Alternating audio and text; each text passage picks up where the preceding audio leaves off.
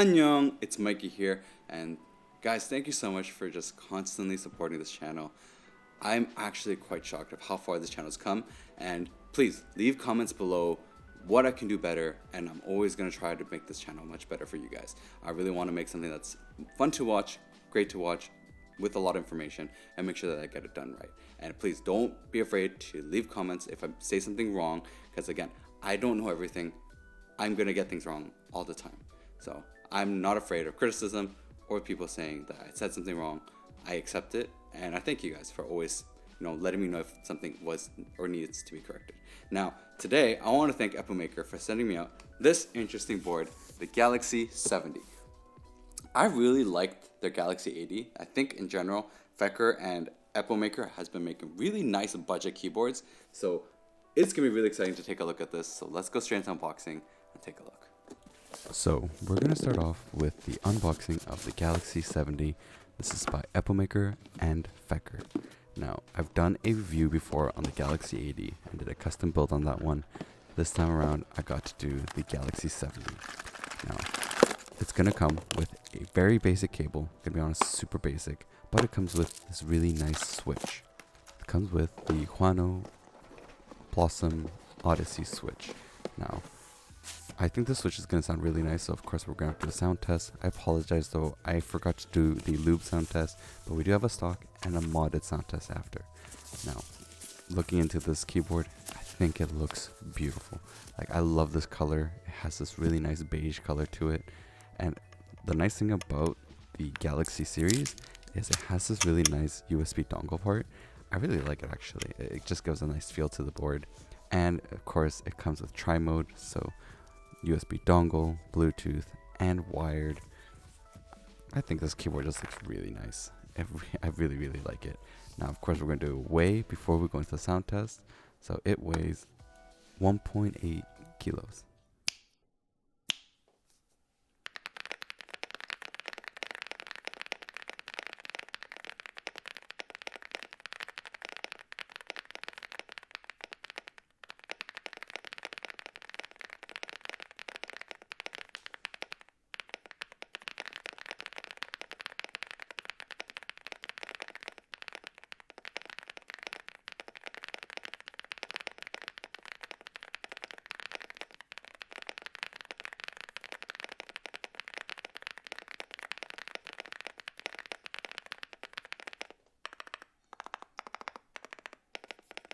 So now that we've done both the unboxing and the sound test, we're going to of course have to take it apart, see what's inside, how does it look, what's inside it, what are the foams, and of course see if there's any space to do modifications.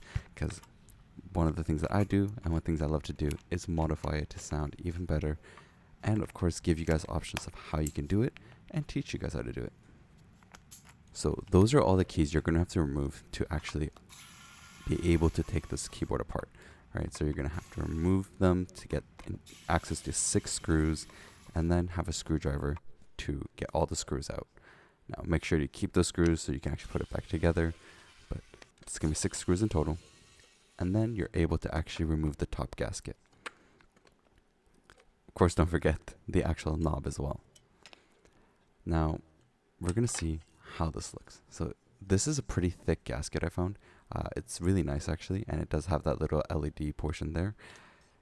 It's actually so that the LED by the arrow keys lights up and it goes through nicely. Now, as you can see, it has a very thin foam on the bottom, and of course we're going to give you a better angle to look at it. Now, it is a really thin foam. Like, the thing is, I was kind of surprised with it, but I do understand it doesn't have a lot of space in there. But it also comes with this cable, and from what I'm thinking, it looks like it's a signal cable. So it's supposed to be to, I guess, boost the signal of the board, which is quite interesting. I haven't actually seen this before, but I was looking at what the actual cable said and where it was soldered onto said, and it was saying signal antenna based. So I'm guessing it's an antenna cable, which, yeah, it's kind of surprising. I haven't actually seen that before in most boards. Now, obviously, we can see here that this board has a very thin foam on the bottom, and it has a regular PCB foam, like between the plate and the PCB. No bottom PCB foam actually. So it's just the foam, the sandwich foam between the plate and the PCB. Now, that means, do we have a lot of room to actually modify? Honestly, it's not a lot of room on the bottom. I don't want to put too much pressure on the board itself because it really does and could damage it. So what we're going to do is just do a tape mod, right? I think this board does sound really nice, but we're going to do a tape mod, and I'll show you guys how I did it because that antenna is soldered on and I don't really want to remove the parts just to get into access of it, just in case. I don't want to damage it in any way. So let's go straight into doing a tape mod. So I'm going to do about 2 layers of tape mod on this. That's what I prefer to do. And as you can see here, like that's how I'm actually doing the tape. So I'm actually cutting it in between just to get it in because I don't want to tape the antenna either, because then if you make the antenna too tight, again, that could also damage it as well. So I'm just taping underneath and then cut it and do the tape on the other side. So that's the method that I used. One thing as well, just make sure you have that cut out for the USB dongle because that's going to be important as well. So now all we have to do is put it back in, and then we're going to do a sound test to see how does it sound. Make sure you plug in all the cables. Be careful of the pins though. You don't want to damage any pins. These are very thin pins, and trust me, I've had an issue before when my first custom board and I bent a pin. It was a huge pain to fix it. So now we're just going to put everything back together, and we're going to put all the screws in, and then I'm going to give you guys a little bit of another tip for this specific board. So now that we put everything in, one thing is that the spacebar does sound a little bit hollow. That's what I noticed. The spacebar does have a little bit of a tinging, hollow sound to it. Now the best way to do this and best way to fix it is actually use a sound dampener or tape in the spacebar. I like to use a sound dampener. This is what I use. It's because I think it works incredibly well. Very easy to work with. Just have to cut it up. And it comes in those perfect, like with the squares so that you're able to see where to cut. Now, once you add it in, I find that it really helps makes the spacebar just sound a lot better. Now, one thing to note though is that if you are to try to remove it in the future, it's going to be really messy. So that is a downside of this. But let me put it back in and let me guys hear it.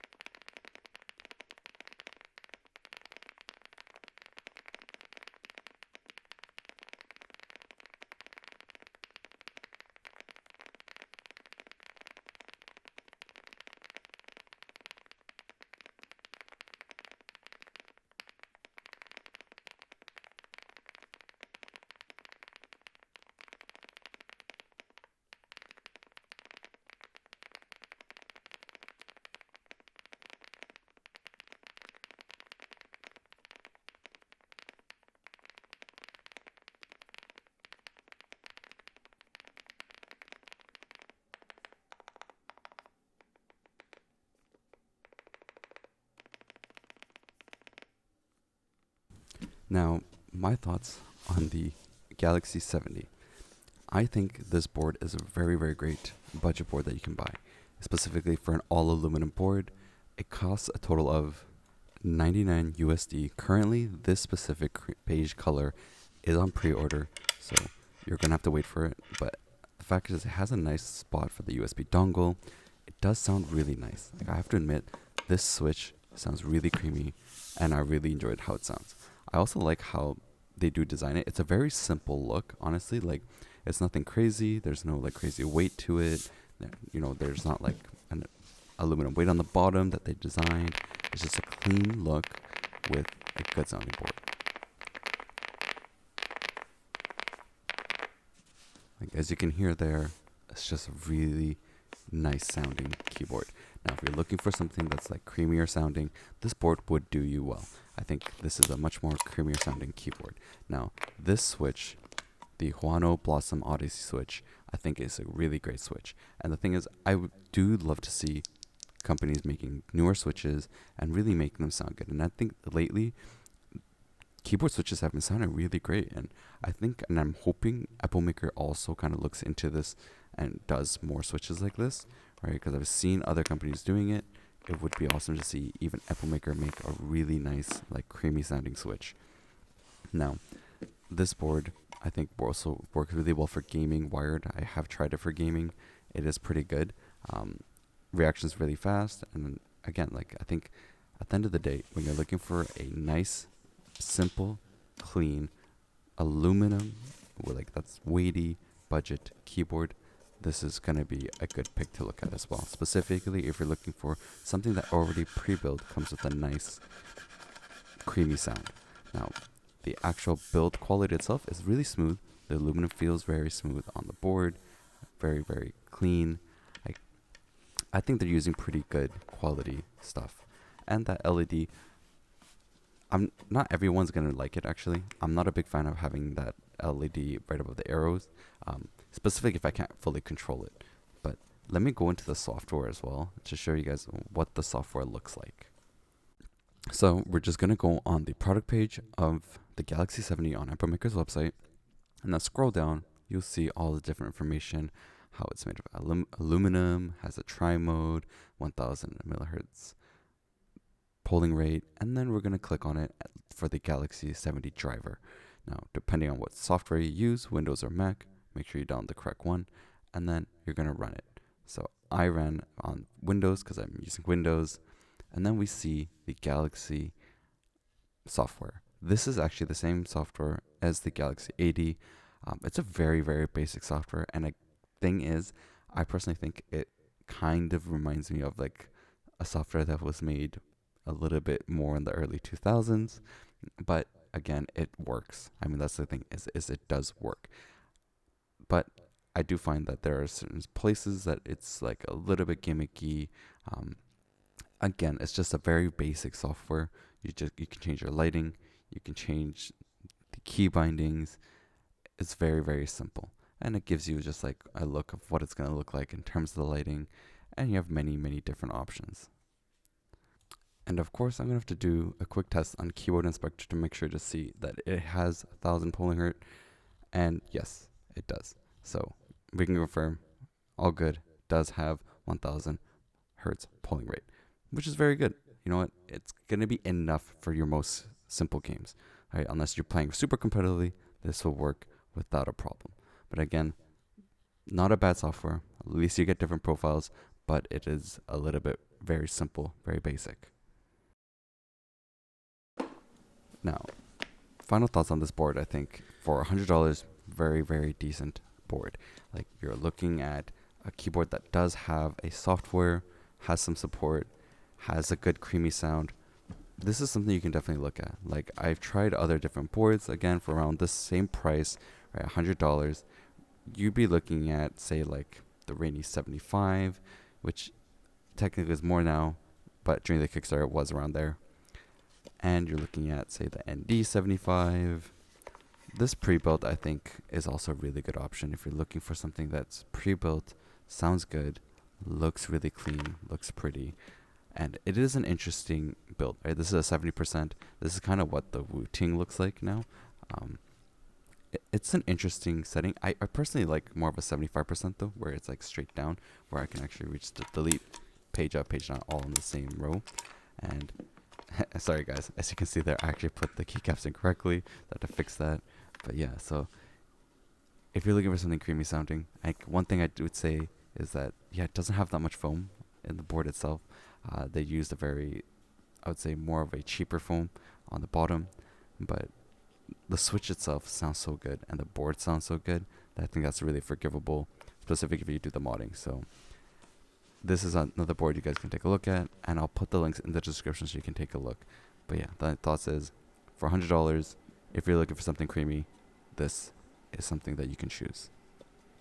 So, what did you guys think of the new Galaxy 70 from Feker and Epomaker? Now, I gotta admit, this keyboard, guys, sounds so good. I was always quite surprised with the Galaxy 80. I do feel like that there was originally, before modding it, was a little bit of like a hollowing sound. But in general, for 100 USD, this is a great board. Like, I have to just admit that it's a good board. It's well built, very, very clean, very, very well done. Sounds great. The software could use some work. I'm gonna be honest, the software could definitely use some work. It's not the best. It's actually kind of gives me a bit of a early 2000s feel, but in general, if you're looking for something for around $100 that's well built aluminum, 75%, this might be another good look. So thank you guys so much for watching, and make sure to catch the other videos I got, and I'll see you guys next time.